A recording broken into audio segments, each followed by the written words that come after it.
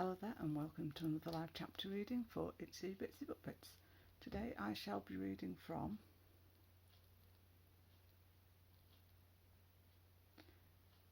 Notebook Mysteries, Unexpected Outcomes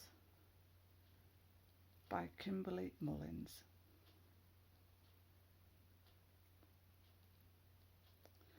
Chapter 1, 1887 at the Bostonian Bridge.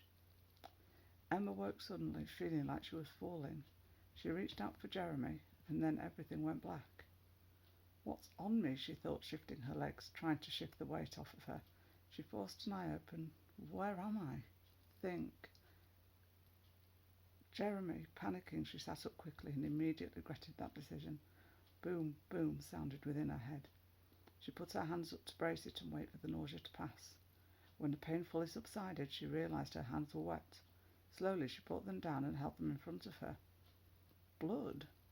Her mind couldn't process what she was seeing, and her gaze swept the area around them. The car wasn't just disarray. It was upside down. The floor seemed very close to her head. She reached up and touched it. There was some room to move, but the height of the car had been decreased by at least half, and most of the room seemed on top of her. Jeremy, she said loudly, where are you? Continuing to stay still, she was unsure how stable their situation was. She remembered falling, but nothing after that. Jeremy, where was he? The weight she felt was their luggage. It had been dislodged when they had turned over. She moved slowly, sitting up high to see if it was safe to move about. Through the broken window she could see the rail cars scattered down the hill by the bridge. The sun was high in the east. They must have been knocked out for hours.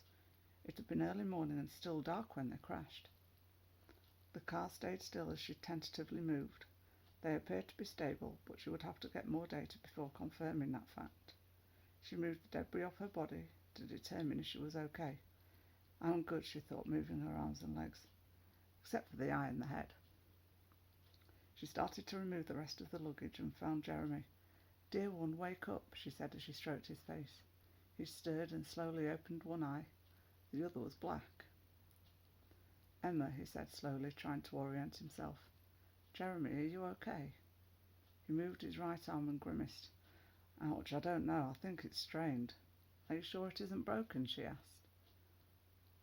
He twisted it slowly and flexed his fingers. Definitely not broken, probably just deep bruises and strain. You'll still need to see a doctor. What about your legs? Can you move them? She asked, concerned about further damage. He helped Emma move the debris off his legs, both visibly relieved as he stretched them. There seemed to be no visible damage. What happened? He asked, still a bit hazy from the pain in his arm and eye. From what I can tell, we were in a train accident, she stated. You think so? He asked wryly, looking around. She eyed her nightgown. For now, let me make you a sling. Can you sit up? He sat up slowly in a limited space. We seem to have matching eyes, he said, trying to find humour in the situation. He noticed her head and said with some panic, Emma, you're bleeding. Oh, still bleeding, she said, reaching up again to touch it. Enough of that, she thought. Reaching down, she tore 2 strips off the bottom of her nightgown. She used one to make him a sling and wrapped the other around her head. Can you see anything? Are we in any danger here? He asked, not able to sit as high as her. She looked out of the window again and said, I think we're stable, but I won't move around much until I can climb out and take a look. We're somewhat wedged in here, he observed. The wood had splintered inward along with the broken windows. Yes, but I think I can get out of that one, she said, pointing to the window next to her. It was compressed, but looked big enough for her to exit through. Be careful, there's glass everywhere and you're in your nightdress, he cautioned. She looked down and said, you know, I just didn't consider that. She saw Jeremy's pants were within reach, grabbed them and laid on her back to pull them on. Hey, he protested. She was going to leave him without pants. She paused, gave him a long look and said, I need to look around out there and the dress is just not practical. You have your pyjama bottoms. She looked around and saw their books strewn about. She grabbed one, using it to knock out the rest of the glass in a small window. It should be just big enough for us to climb out. She located her boots and slipped them on, pulling the laces tight. Turning towards him, she kissed him softly on the lips. I'll see if I can get some help to get you out. As she turned to crawl towards the window, he said, Hey, Emma, I found something. He tossed a hat at her. She grabbed it and found it more than a little crumpled. She pulled out the long knife to check for any damage. When she didn't find any, she slipped it back into its slot. When she smoothed out the hat, she studied the window and thought, I can either go face or feet first, she nodded, said aloud. Feet. Makes sense. He watched as she tossed her hat out the window and edged over the casing to start through. If not for the wreck, he would have enjoyed the view. As she made her way out slowly, putting her legs through first and felt with the ground, easing the rest of her body out, arms last. As she gained purchase, she straightened slowly, her head pounding with the movement. The view made her world tilt. The train was in pieces around her.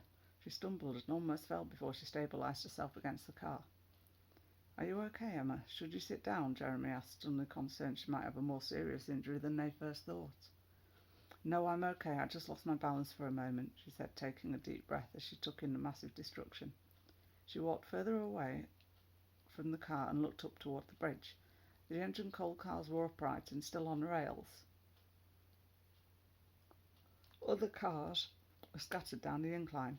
The cars made marks on the ground. She followed it and saw one of the sleeper cars appear to have been dragged sideways for about 200 feet and plunged more than 50 feet down a steep embankment before entering the river. 3 additional passenger cars were pulled down the precipice by that car, one of those their own. Emma called an update to Jeremy.